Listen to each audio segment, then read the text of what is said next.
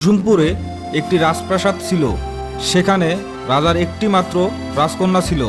রাজকন্যার এই প্রাসাদে থাকতে একদমই ভালো লাগতো না। সে যখনই অবসর পেত তখনই বাইরে বের হয়ে যেত। সে প্রায় পাশের একটি জঙ্গলের বাগানে আসে এবং সে ওখানে একাই একাই বসে থাকে, আনন্দে ঘুরে বেড়ায়, গাছগাছালির ফল খায়, গান গায়, মাঝে মধ্যে নদীর দিকে আনমনা হয়ে চেয়ে থাকে। কিন্তু একদিন সে প্রতিদিনের মতো জঙ্গলে এসেছিল জঙ্গলের সৌন্দর্য উপভোগ করতে। ঠিক তখন সেখানে দুটো দুষ্টু বুড়ি ছিল। তারা সেই মাঝে মধ্যে রাজকন্যাকে দেখতে পেত, কিন্তু রাজকন্যা তাদের দেখতে পেত না। পরী দুটোর নাম ভিন্ন রকম সুন্দর থাকলেও তাদের চিন্তাভাবনা ও কার্যক্রম ছিল অনেক খারাপ। তারা বিভিন্ন সময় অনেক মানুষদেরকে ভয় দেখাতো, অনেককেই তাদের দেশে নিয়ে গিয়ে আর ফেরত নিয়ে আসতো না।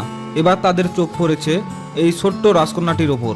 রাজকন্যাকে দেখে নীলপরী বলল, আরে এই মেয়ে তো কুসুমপুরের রাজকন্যা।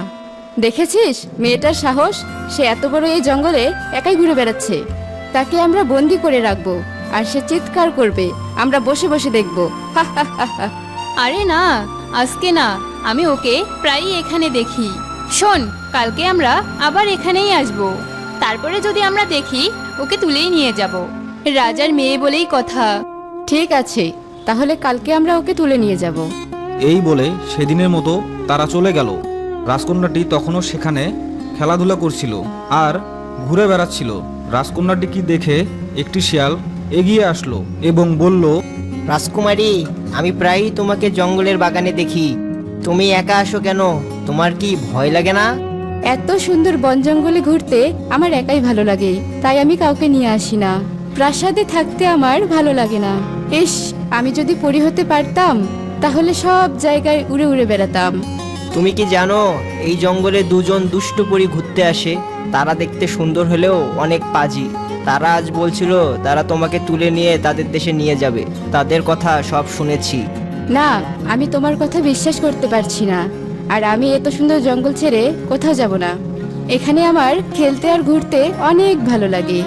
এটা শুনে শিয়াল বলল, আচ্ছা, কি আর করার, সবাই আমাকে শিয়াল পণ্ডিত বলে ডাকে। ঠিক আছে, তুমি থাকো এখানে। রাক্ষসে পরীরা ধরে নিয়ে যাক তোমাকে তাদের দেশে। এই সব বলে শিয়াল চলে গেল। আর রাজকন্যাটি শিয়ালের কথায় পাত্তা না দিয়ে আগের মতো ঘুরে বেড়াতে লাগলো। পরের দিন রাজকন্যাটি দুটো সেপাহী নিয়ে সেখানে আসলো এবং তাদেরকে চলে যেতে বলল। তোমরা চলে যাও, আমি আজকেও এখানে একাই থাকবো। না রাজকুমারী, রাজা আপনাকে এখানে একা থাকতে নিষেধ করেছেন। এটা অনেক সুন্দর জায়গা হলেও বিপদেরও ভয় আছে।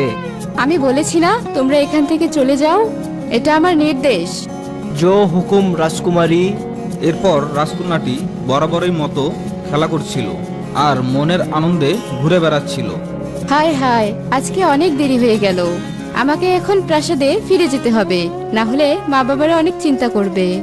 ওইদিকে ওই দুষ্টু রাক্ষসী পরীরা চলে এসেছে। দেখ দেখ, সেই মেয়েটা আজকেও একা এসেছে। রাজকন্যাটির সামনে দুটো রাক্ষসী পরী দাঁড়িয়ে আছে। তাদের মাঝে নীলপরীটি বলল, তুমি কুসুমপুরের রাজকন্যা, আমরা তোমাকে চিনি। আমরা এসেছি সেই অচিনপুরের আকাশ থেকে।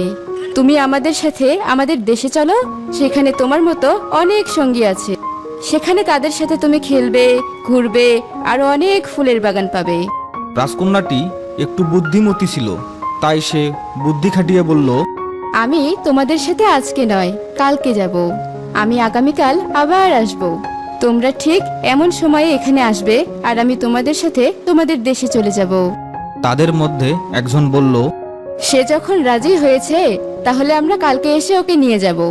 ঠিক আছে, আমরা কালকে এসে তোমাকে নিয়ে যাব, ঠিক এই সময়েই। এই বলে রাক্ষসী পরীরা বিদায় নিল। এবার রাজকন্যাটি শিয়ালের কথাগুলো বিশ্বাস করলো, তাই সে এখন শিয়ালটিকে খুঁজতে লাগলো এবং খুঁজতে খুঁজতে তাই শিয়ালটিকে পেয়েও গেল। এবার মনে হয় আমার কথা বিশ্বাস হয়েছে, তাই তুমি আমাকে খুঁজছো, তাই না? হ্যাঁ, তোমার কথাই সত্যি। আমি তোমার কথা না মেনে ভুল করেছি। জানো, ওরা কালকে আবার আসবে আমাকে নিয়ে যাওয়ার জন্য। দাঁড়াও, আমাকে একটু ভাবতে দাও। হ্যাঁ, আমার মাথায় একটা বুদ্ধি এসেছে। কি বুদ্ধি?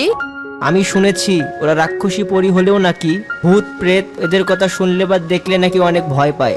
শোনো, ওরা যখন আসবে আমি তখন ঝোপের আড়ালে লুকিয়ে থাকবো আর ভূতের মতো করে কথা বলবো, আর তুমি বলবে যে আমি তোমার বন্ধু। খুব ভালো বুদ্ধি তো তোমার, শিয়াল পণ্ডিত। ঠিক আছে, ওরা আসার আগেই তুমি ওই ঝোপের পেছনে লুকিয়ে থেকো। ঠিক আছে। তারা দুজন বিদায় নিল দুজনের কাছ থেকে। পরের দিন দুষ্টু পরীরা আসার আগেই রাজকন্যাটি তাদের জন্য অপেক্ষা করছিল। শেয়ালও ঝোপের আড়ালে লুকিয়ে পড়ল। রাজকন্যাটি ওখানে দাঁড়িয়ে রইল এবং কিছুক্ষণ পরেই ওরা দুজন চলে আসলো এবং বলল, রাজকুমারী, রাজকুমারী, আমরা তোমাকে নিতে এসেছি। তুমি চলো আমাদের সাথে, সেখানে রয়েছে তোমার জন্য অনাবিল সুখ ও শান্তি। হ্যাঁ, আমি তোমাদের সাথে যাব, কিন্তু আমার সাথে আমার একজন বন্ধুও আছে, সেও আমার সাথে যাবে। তাকে ছাড়া আমি কোথাও যাই না। সে আমার আশেপাশেই থাকে, দেখা যায় না, সে অদৃশ্য হয়েই থাকে, কিন্তু আমি তাকে ঠিকই দেখতে পাই।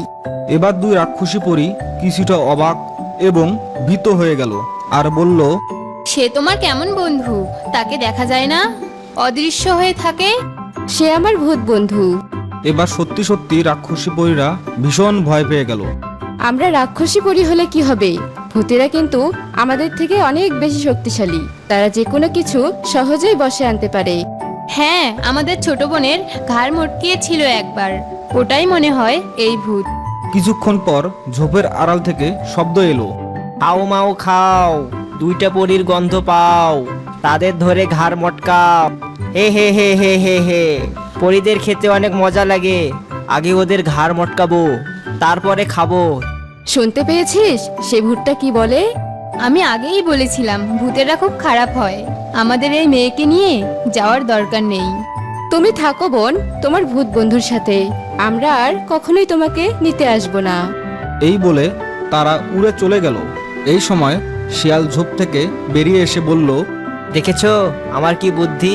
আমার বুদ্ধিতে কাজ হয়েছে, ওরা এখানে আর আসবে না। তোমার বুদ্ধিতেই কাজ হয়েছে, না হলে আজ আমার অনেক বড় বিপদ হতো। তুমি আমার ভালো বন্ধু শিয়াল মামা, তুমি পাশে থাকলে আমার আর কোনো ভয় নেই। এরপর রাজকন্যার কোনো ভয় আর বিপদ রইল না। সে আজ অনেক খুশি হলো। আর ওইদিকে দুষ্টু পরীরা যেতে যেতে বলল, আমরা আর এখানে কখনো আসবো না। ভূতের কবলে পড়লে আর রক্ষে নেই, আমরা অন্য জায়গায় রাজত্ব করব। হা হা হা হা।